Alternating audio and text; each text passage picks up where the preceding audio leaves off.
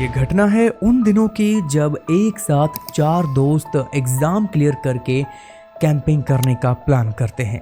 उन 4 दोस्तों के नाम थे समर, सूरज, वरुण और रूबी।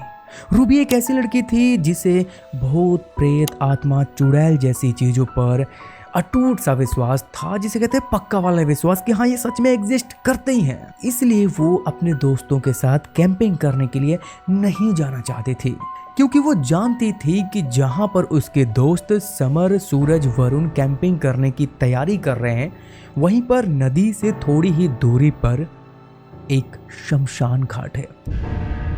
और आप भी जानते हैं कि जो लोग भूत, प्रेत, चुड़ैल जैसी चीज़ों पर इतना अटूट सा विश्वास रखे कि हाँ ये सच में एग्जिस्ट करती हैं, तो उनका रात के अंधेरे में क्या हाल होता है। इनफैक्ट वो भी ऐसी जगह पर जहाँ पे शमशान घाट हो, तो आप समझ ही सकते हैं। यहाँ तक कि मैं ये भी कहूँगा कि जो लोग इनमें विश्वास नहीं भी करते हैं ना, तो ऐसी जगहों पर उन्हें भी कहीं ना कहीं डर का एहसास होने लगता है।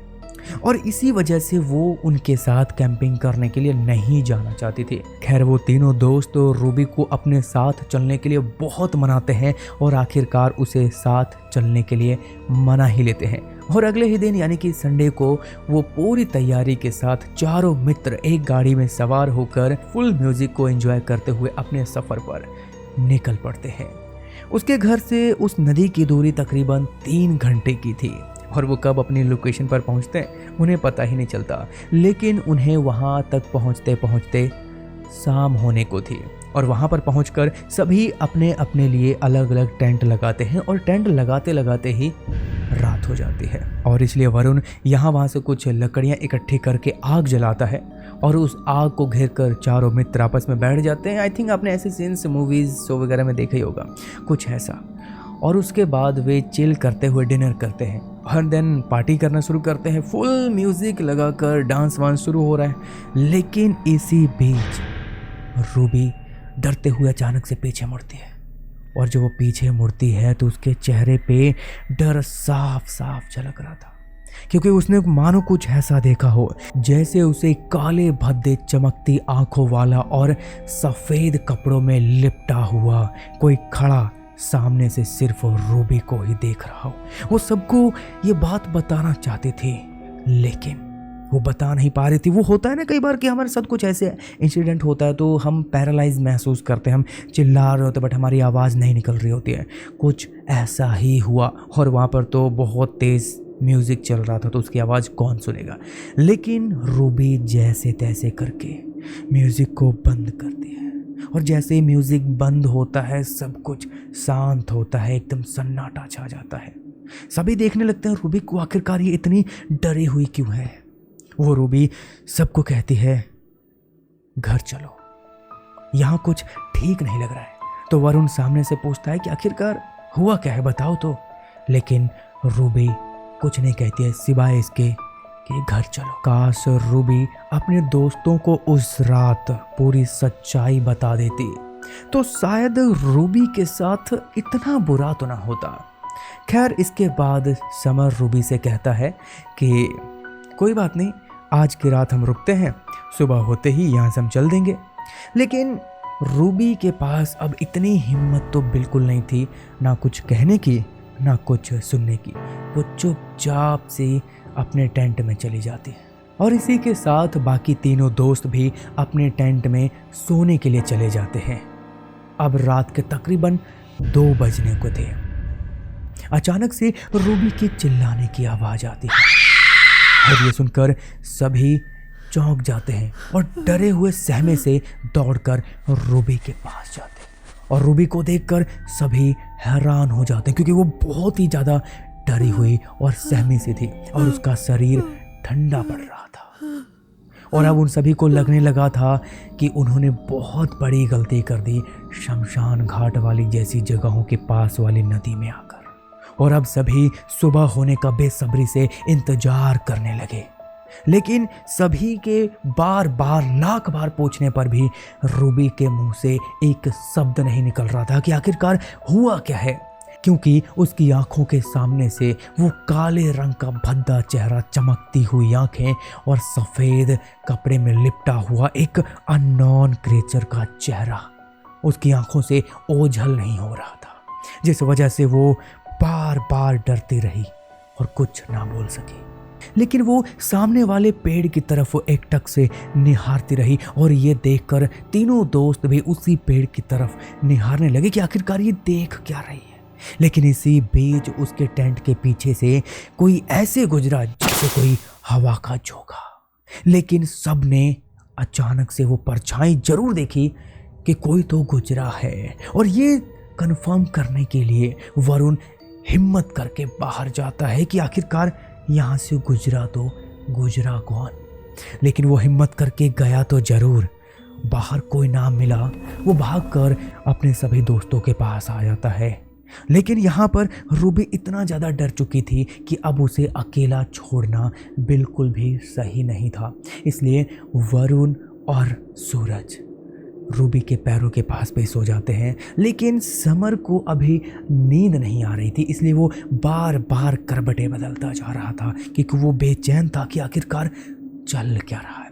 लेकिन इसी बीच उसकी नज़र सामने वाले टेंट पर पड़ी, क्योंकि सबके अलग अलग टेंट थे। अभी सभी शिफ्ट हो रखे थे रूबी के टेंट के अंदर।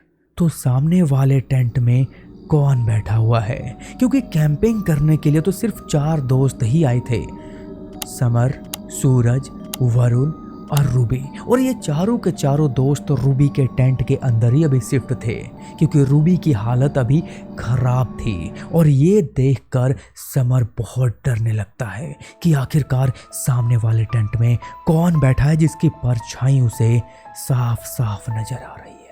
और ये देखकर बहुत डर जाता है और जैसे तैसे करके वरुण को जगाता है।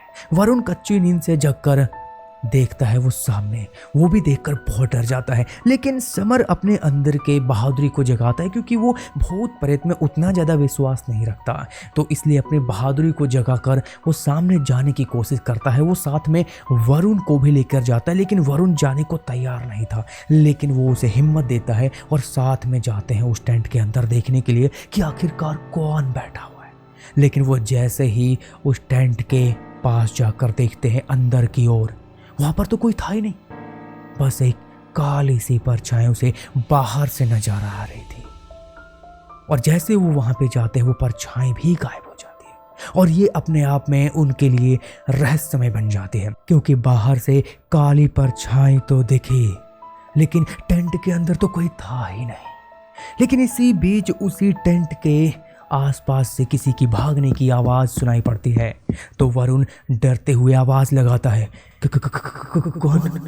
कौन है वहाँ, सामने आओ। लेकिन कोई सामने नहीं आता है और ना ही कोई उसे नजर आता है। और इतना सब होने के बाद समर और वरुण की क्या हालत हुई होगी, मुझे नहीं लगता कि आपको बताने की भी ज़रूरत है, और हो सकता है कि शायद आप वो महसूस कर पा रहे होंगे। और इसी बीच सूरज उस टेंट से बाहर निकलता है जहाँ पे रूबी की वो देखभाल के लिए रुका हुआ था। फिर वो कहता है कि मुझे थोड़ा इमरजेंसी टॉयलेट जाना है, तो तुम लोग रूबी के पास आकर रुको। इतना कहकर सूरज वहाँ से चला जाता है। इधर समर और वरुण रूबी के पास जाते हैं उसकी देखभाल के लिए। समय बीत जाता है, 1 घंटे बाद तक भी सूरज लौट कर नहीं आता। और ये जानकर उनकी और भी ज़्यादा फिक्र बढ़ जाती है वरुण और समर की।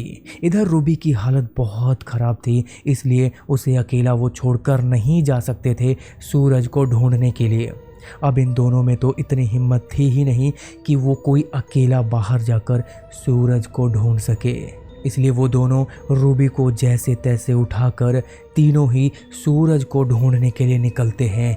घनी रात में वो सूरज सूरज आवाज़ लगाते हैं, लेकिन सूरज का कोई अता पता नहीं। कि तभी अचानक रूबी के हाथ पांव मुड़ने और अकड़ने लग जाते हैं, जैसे कि कोई नेगेटिव एनर्जी उस रूबी को अपने कब्जे में करने की कोशिश कर रहा हो। ये देखकर समर और वरुण की हालत और भी ज़्यादा खराब हो जाती है। वो दोनों बहुत कोशिश करते हैं उसके हाथ पांव खींचकर सही करने की, लेकिन सारी कोशिश बेकार जाती है।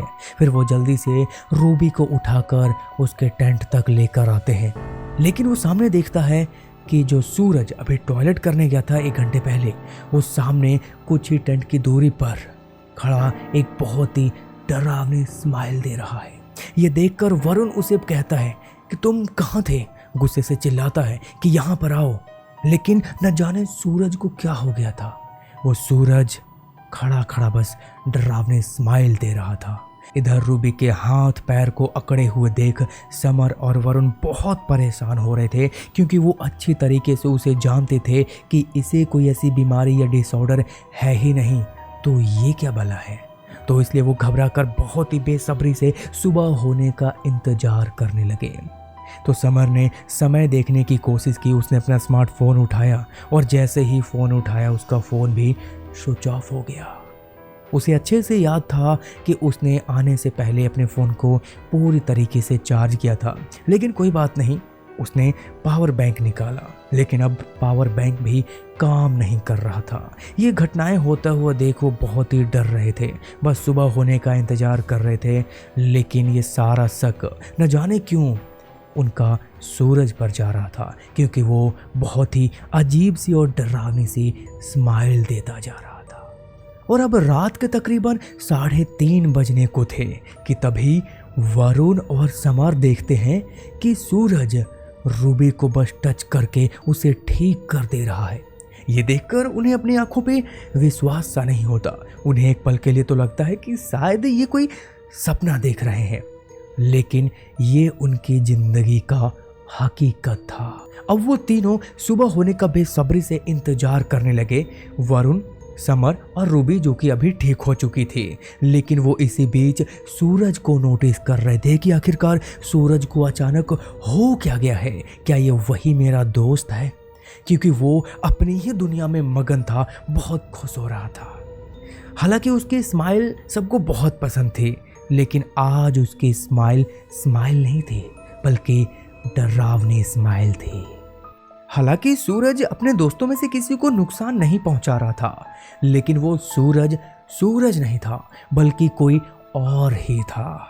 अब सुबह के 5 बजने को थे। सभी तैयारी करके वहाँ से अपने घर की ओर निकल जाते हैं, और रास्ते में समर सूरज से पूछता है कि आखिरकार तुम कल रात को इतने खुश क्यों थे?